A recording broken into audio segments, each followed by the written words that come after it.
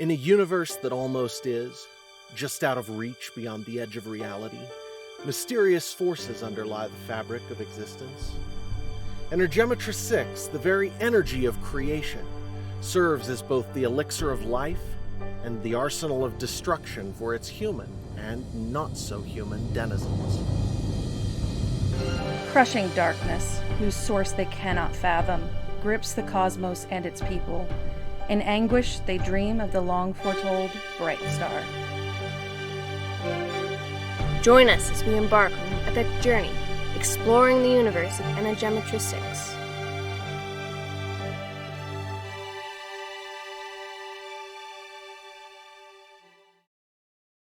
And I think we're actually live this time.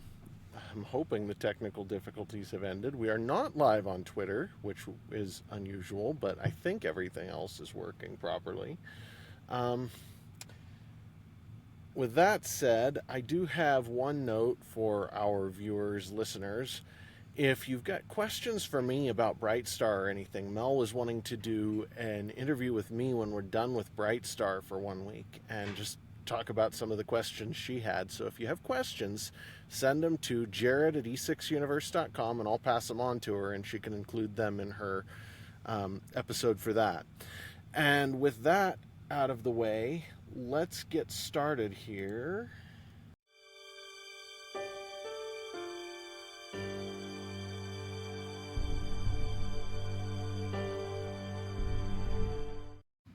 The Energematrice6 podcast operates on a value-for-value model.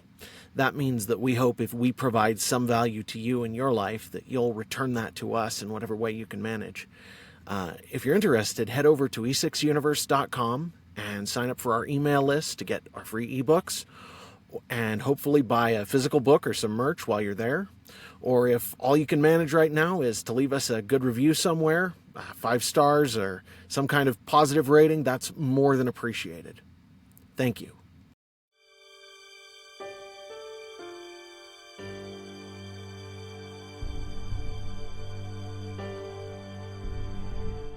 Looks like we're good on Rumble, Instagram, and YouTube, I'm told, so let's keep on trucking here, I guess. This is Brightstar, Chapter 11. And take it away for me, Luke. Engendered entropy must always exceed the energy represented by the physical forces which Energematrice6 countervails. The 10th tenet. As a precaution, Andrew stopped them more than 100 yards from Resolute. Around them, the eerie darkness inside the behemoth was punctuated only by a few pinpricks of light, where stars shone through the holes created by the battle damage. In the light from Adamant's floodlights, dead, frozen trees stretched long, decayed fingers into the darkness in the behemoth's core. The dread of the long-abandoned world ships surrounding them was only intensified by the dead plant life hanging in the void. They all donned environment suits except Shauna, who stayed on the bridge to handle Adamant. The suits were made of some kind of stiff fabric that felt almost rubbery to the touch and were pure white on the outside, presumably to reflect as much heat and radiation as possible. The suits were all of one piece, like heavy jumpsuits, except for gloves and helmet that sealed to the rest of the assembly magnetically when rotated and locked into position. It took a surprising amount of time and athleticism to wriggle into their tight confines through the closure on the back. All in all, moving in the suit was awkward, but less awkward than Nate had expected when he was in the middle of squirming into it. The helmet, which had a faceplate large enough not to block his peripheral vision, also felt less confining than he'd expected. Even so, as he took a few careful steps, Nate had a hard time shaking the sensation that he was locked into a straitjacket. When Ty put his helmet on, he yelled, "How do we talk?" His voice came through the speakers built into the others' helmets at a high enough volume to make everyone wince. Just talk, Andrew said in a normal voice, his mic picking up the dry amusement in his tone as if they were all standing within a foot or two of each other and not wearing soundproof suits. "Oh, sorry." The embarrassment in Ty's tone barely overcame his cheerfulness. Now, Andrew said. remember, there's no sound in the vacuum. Your helmet swivels. Use your eyes. Sight is the only sense that works out there. He paused for a moment, then continued more thoughtfully. For now, I say we leave tools behind so we can move faster. If we need them, we'll have to come back and get them. But His doubt was obvious in his tone. for now, I'm more concerned about what might be in that thing than I am about salvage. Once they had all suited up and they were preparing to enter the airlock, something suddenly occurred to Nate. "Where's the air reservoir in these?" he asked. The suit uses air as an insulator. It's spaced throughout the lining. So are the processor and batteries. Shannon replied. And if you get a suit puncture, there's a layer of super compressed, closed cell resin in there too. It'll foam out and plug it. Don't get one, by the way. It sucks. How does foam save you from a vacuum? Ty sounded genuinely interested. This time it was Andrew who answered. Expands to 50 times its size in a fraction of a second, then hardens into a rock when it touches vacuum, or almost anything else. "Fancy," Keevan said. "Sharp looking. Saves you from certain death. Can it fly?" Nate couldn't tell whether he was serious or not. They're directional jets, but they'll use up your air supply real fast. Better to use the mag boots. Andrew smirked, adding, If you lose a leg, it's got a built-in tourniquet. "I hope that's not too likely." Keevan seemed a bit unnerved at the prospect. Shannon's reply deflated his joviality completely. Considering what we're going out after, it will be a miracle if any of us make it back in one piece. As the five of them prepared to leave the airlock, Shauna's voice came over their helmet systems. Andy, Shan, don't die. Andrew and Shannon froze, but Nate said, "No fear," and laid a hand on each of their shoulders, then moved into the airlock. When he emerged into the darkness of the behemoth's belly, Nate immediately pushed himself toward the other vessel before them. It had landed in the center of a frozen meadow in the great dead forest that covered the inside of the behemoth. It was half buried in the earth, with no sign of an airlock anywhere. Nate studied the shape before him as he drifted toward it. When he touched down, his magnetic boots latched to the surface of the craft, and he turned to look behind him, watching the others stream toward him one at a time. Andrew was the first to land directly in front of Nate, his own boots latching. He said, It looks like the airlock is buried. How do you plan to get inside? Nate took another look around as Ty landed behind him, flailing for a moment and almost bouncing off until Nate reached out to give him a hand.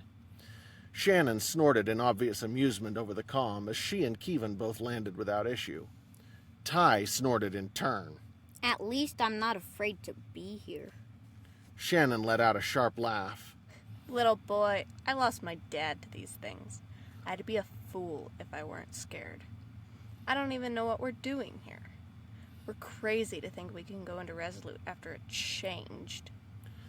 Before Ty could reply again, Nate broke in.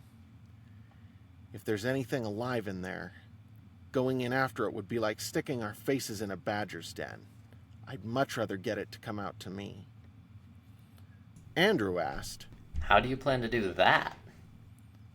"First, I want you all off the surface of this thing," Nate said.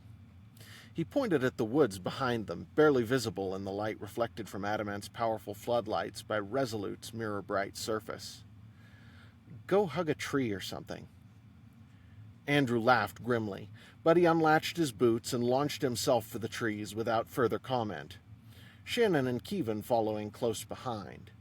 It took Ty a little longer to figure out how to unlatch his boots, but he followed the others in short order.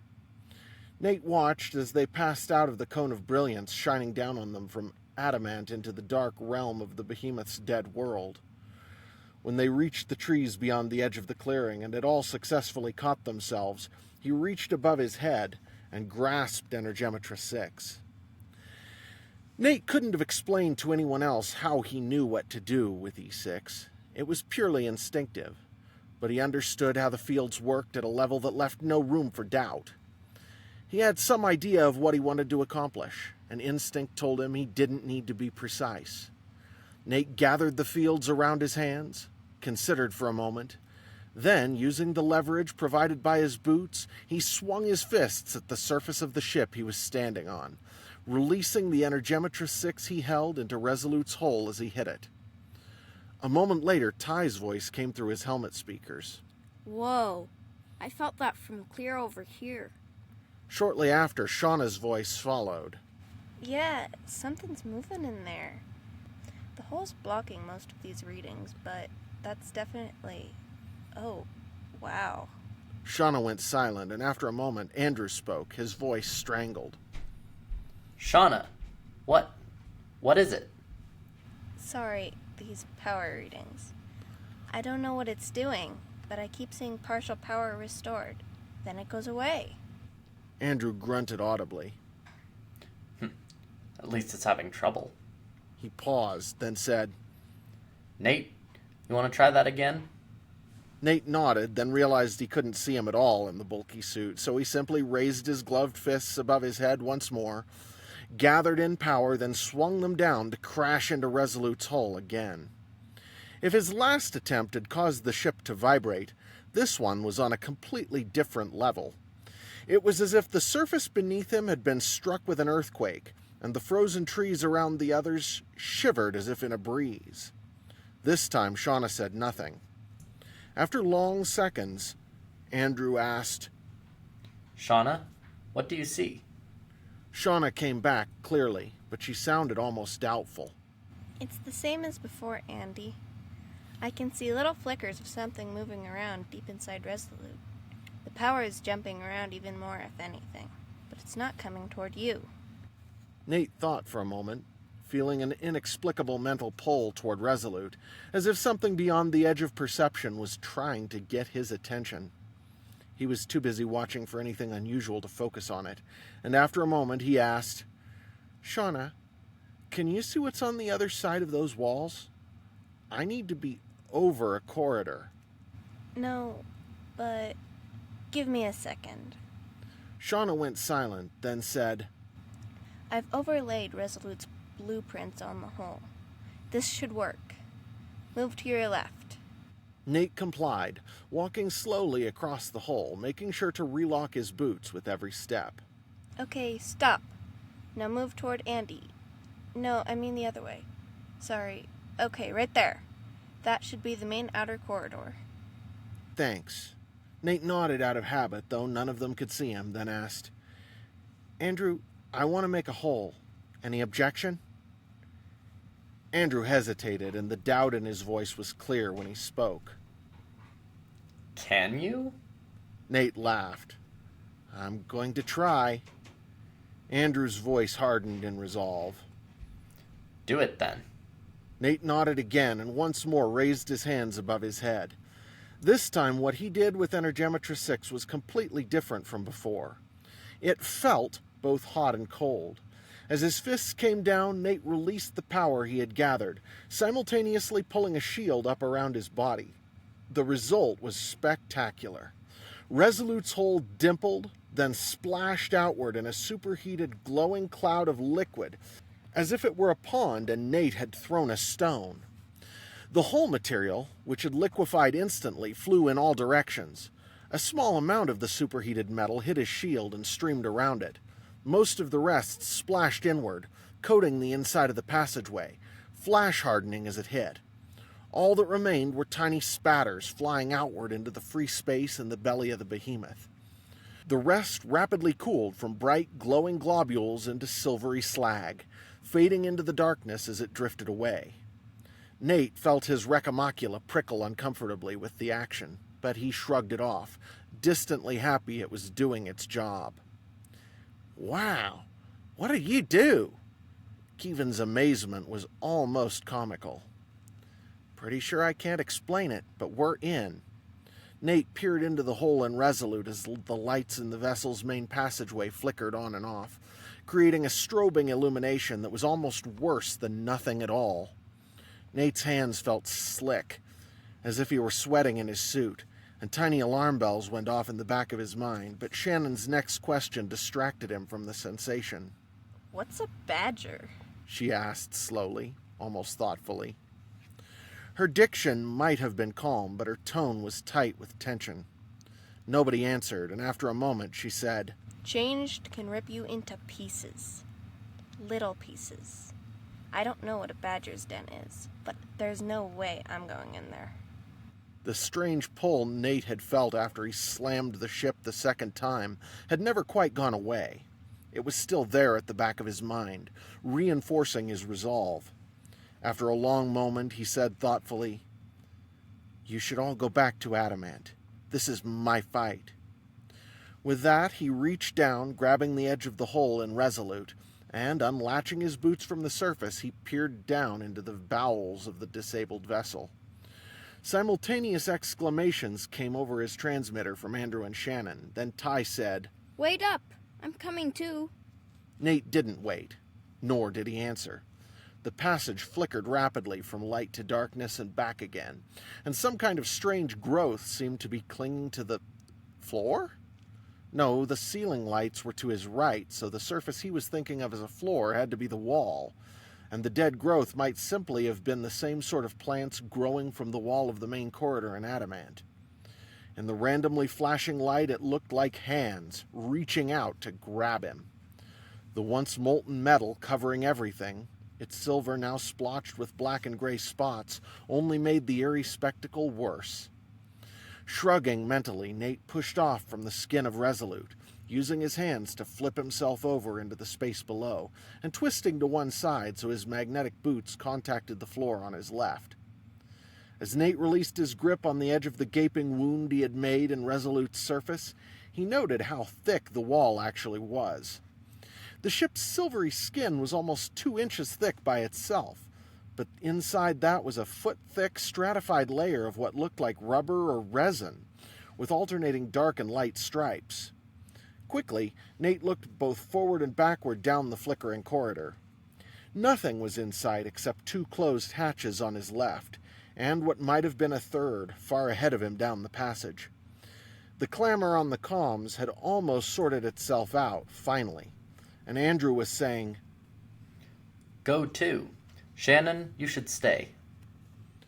Her snort of derision might have made Nate smile if his stomach wasn't trying to crawl up his throat. No way. I'm not letting you go in there alone either. None of you should. Nate was quiet but firm. This time it was Ty who snorted. Yeah, right. This is exciting. Andrew actually groaned aloud, but Kevin laughed. No way, mate. I'm not feeling as enthusiastic as Ty is, but he's right. We're with you. Your choice. Nate stepped forward, squinting in the intermittent light from above, then reached into the fields and instinctively copied the light he'd seen Loridan use when he first awoke aboard Ocarist.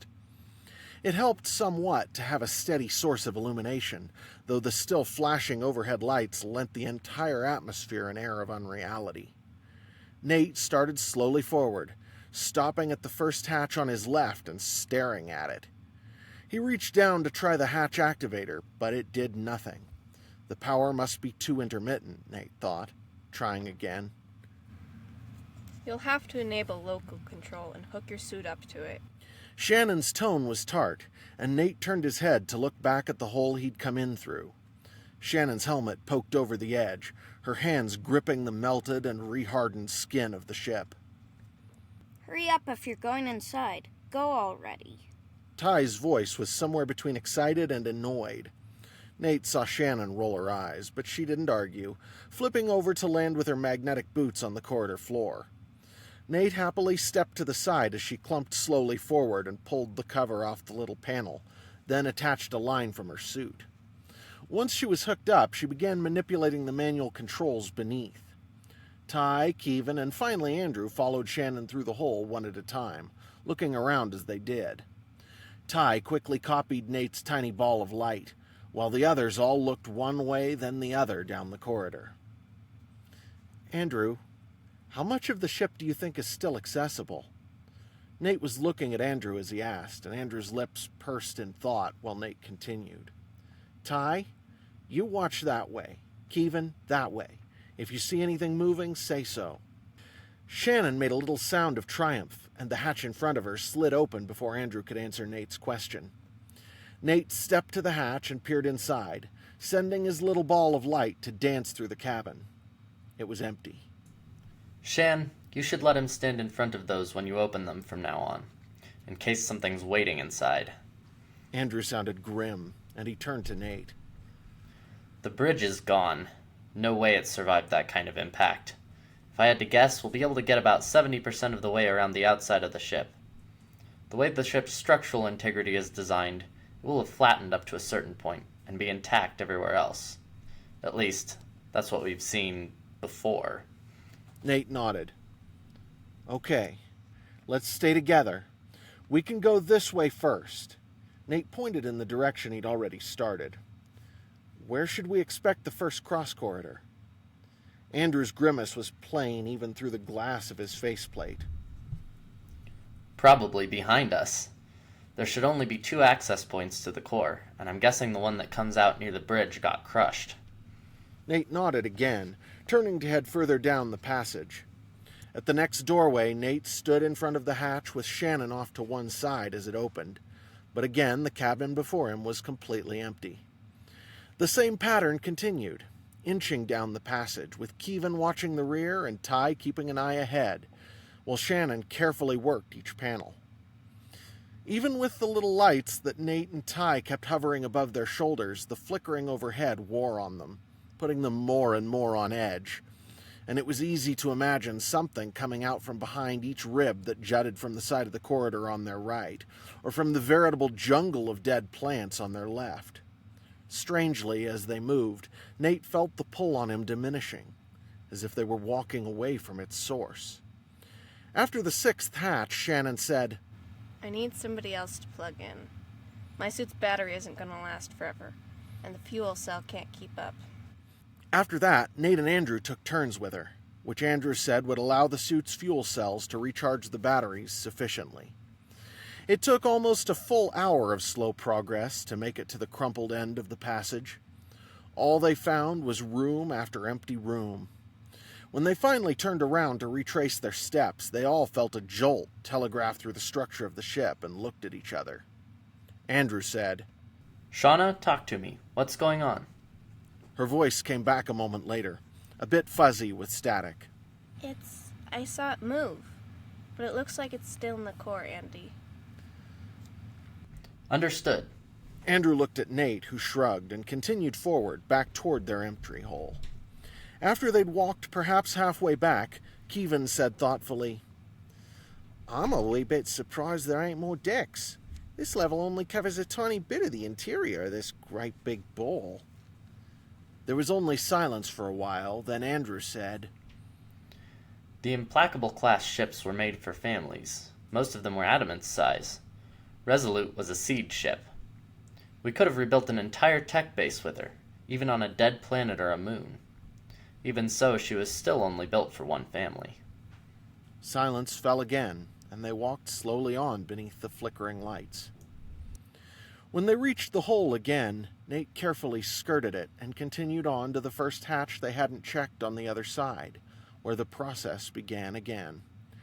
2 hatches further along, Nate found a long, featureless hallway stretching into the core of the ship, with an extra heavy hatch at the far end.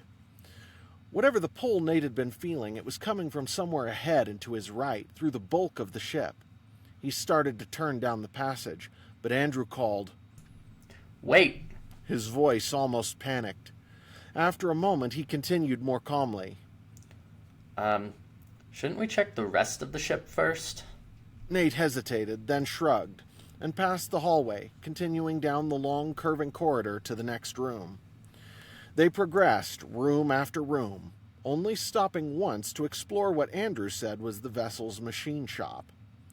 Twice they felt vibrations through the ship's hull, but both times Shauna confirmed that she couldn't see any significant movement.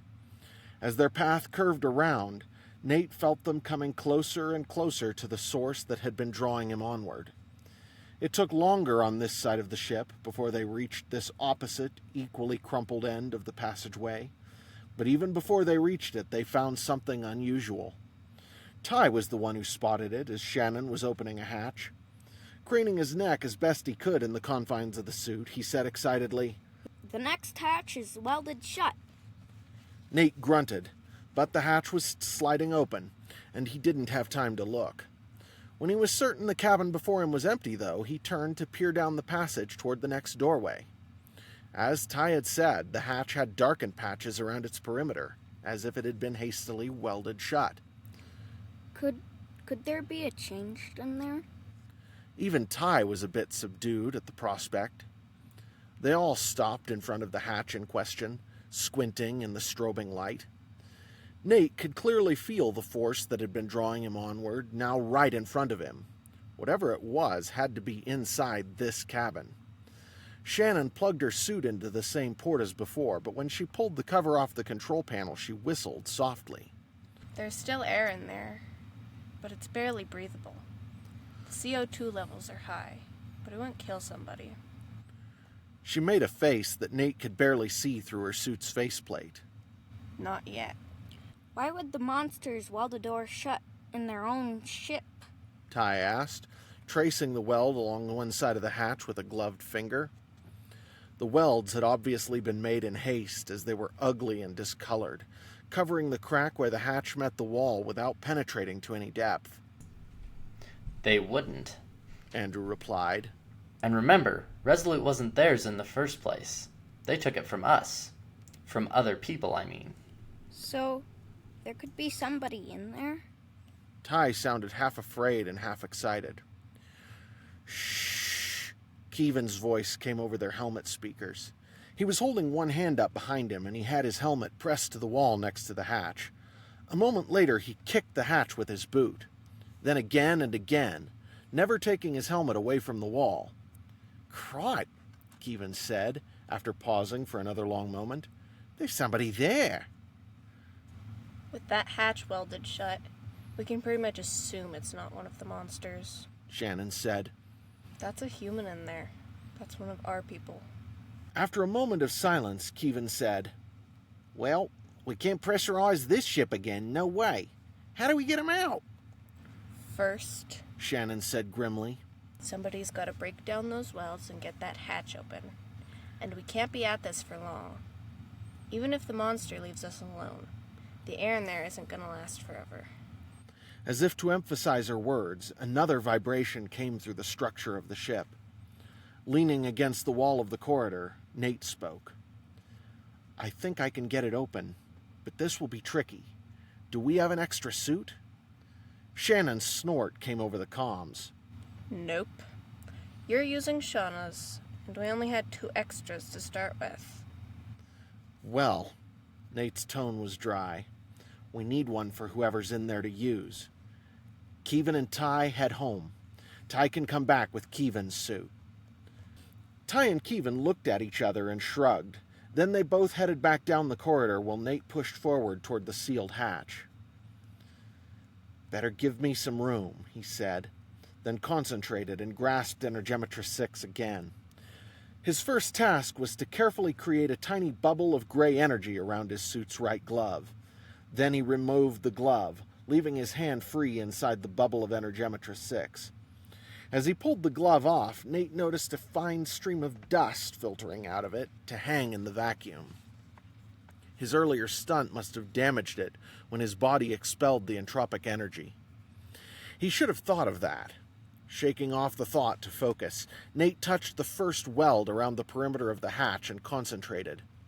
Slowly, the bubble of gray around his hand grew over the surface of the wall to surround his palm, remaining pressurized as it did, clinging to the surface like a soap bubble. After a minute or two, the bubble had grown to encompass the entire hatch, and a fine dust was trickling out from under Nate's palm, just as he'd experienced in Richland's class when he made a handprint in the stool he was sitting on. It seemed that however he externalized entropy, it flowed from his hands first, if there was something available to absorb it there. It took a full 10 minutes for Nate to completely remove the weld, growing the bubble to encompass the entire hatch in the process. When he was done, there was a crater that looked vaguely like a handprint in the surface below where his palm had been. The weld had obviously been completely gone for some time before he actually noticed. There had been 12 welds total surrounding the hatch, and for 10 more minutes, Nate continued to dissolve them slowly, increasing the size of his bubble the entire time until it filled the corridor for 4 feet in both directions.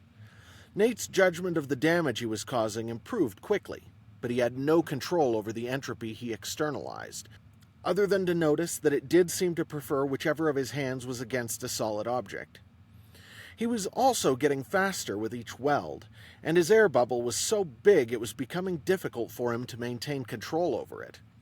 Once, another vibration rocked the ship, causing him to lose concentration enough for the bubble to slip and blast a tremendous stream of air down the passage in the direction they'd come from.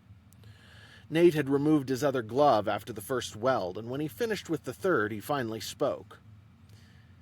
"Is there any reason I shouldn't just melt the rest of these out?" Andrew and Shannon were both standing toward the back of Nate's bubble, but Ty had yet to return with Keevan's suit. Shannon's voice immediately came back over his helmet transmitter. Nope, that will work. Nate's lips twisted and he shrugged to himself. Then he reached to touch a fourth weld and just heated it up as fast as he could. The fifth weld lasted barely 15 seconds, leaving a molten stream of metal drooling into the air to form globules of hardening slag. The molten metal created an odd contrast with the ice crystals that were forming around his hand where it touched the door. The rest of the welds followed in short order, and less than 2 minutes later the temperature around Nate had risen by at least 10 degrees. Matching the heat in the air was the heat that spread through his recta macula. It was like having the sun shining on just that portion of his arm and shoulder, leaving him feeling hot and sick. Wishing he could wipe his brow and using his glove to bat away a stray bead of the slag, he said, "About time to open it. Ty, where's the suit?" Ty's reply was immediate. Coming, just a sec. Nate had a minute to rest while Ty finished his return trip. As he approached and passed into Nate's bubble, he whistled. Wow, this is cool. Could I take my suit off? Nate laughed. "You could, but this is for whoever's inside that compartment." Again, as if to punctuate his words, a vibration came through the hull of the ship. Nate grimaced. "The question is, can we get them out now?" In reply, Shannon plugged her suit back into the panel next to the door. After a moment, she said, Okay, here we go. and the hatch slid slowly open. Floating on the other side was a girl, squinting against the sudden glare of their lights. They all stood still for a long moment, their boots locked to the deck, just staring at her. Long black hair framed a face so drawn it was painful to look at, and her skin was turning yellow. Her blue eyes were dull, and she seemed on the point of collapse. Her lips formed a single word that they couldn't hear through their helmets. Then she went boneless in a dead faint.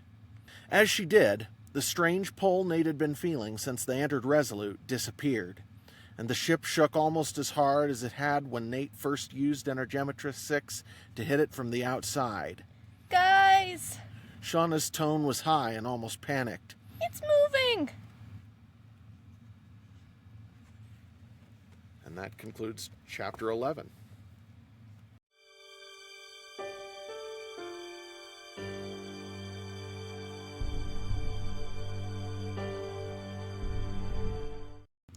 The Energematrice6 podcast is made possible by North Arrow Coffee. North Arrow Coffee is the pro-life coffee company where 15% of every purchase goes to support organizations like Crisis Pregnancy Centers, whose purpose is to support women in the most difficult situation of their lives. If you're interested, head over to northarrowcoffee.co and use promo code E6 to get 10% off with your order.